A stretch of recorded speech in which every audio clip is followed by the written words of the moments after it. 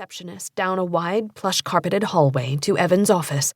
His name was on the door, engraved on a gold plate. The receptionist ushered her in and left. Mary Jo recognized Evan's personal assistant immediately, although they'd never met. Mrs. Sterling was exactly the way he'd described her. Late middle age, short and slim, with the energy of a Tasmanian devil, formidably efficient. He'd claimed the woman could easily reorganize the world if she had to, and that she'd willingly take on any project he asked of her.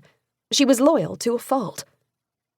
"Evan asked me to send you right in," Mrs. Sterling said, leading her to the closed inner door. She opened it, then asked, "Can I get you a cup of coffee?" Her tone was friendly but unmistakably curious. "No, thank you." Mary Jo stepped over the threshold, her heart in her throat. She wondered how she'd feel seeing Evan again after all this time. She'd already decided that a facade was necessary. She planned to approach him as if they were long-lost friends, casual friends. With a smile, she'd shake his hand, inquire about Jessica, and catch up on events in his life. Now that there were only a few feet between her and the man she loved, Mary Jo found she couldn't move, could barely even breathe. Nothing could have prepared her for the force of these emotions. Within seconds, she was drowning in feelings she didn't know how to handle. She felt swamped and panicky, as if she were going down for the third time. She conjured up Gary's face, the man she'd dated off and on for the past few months, but that didn't help. Next, she struggled to come up with some clever comment, some joke, anything. Instead, all she could remember was that the man she'd loved 3 years ago, loved now, was married to someone else. Evan sat at his desk, writing. Only now did he look up. Their eyes met, and for the briefest moment he seemed to experience the same sense of loss and regret she was feeling. He blinked, and the emotion disappeared, wiped out with a mere movement of his eyes. "Hello, Evan," she said, amazed at how offhand she sounded. "I imagine it's a surprise to see me after all this time."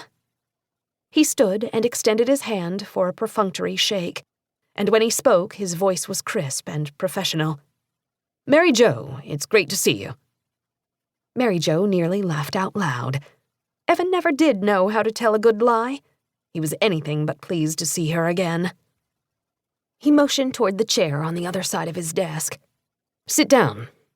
She did, gratefully, uncertain how much longer her knees would support her.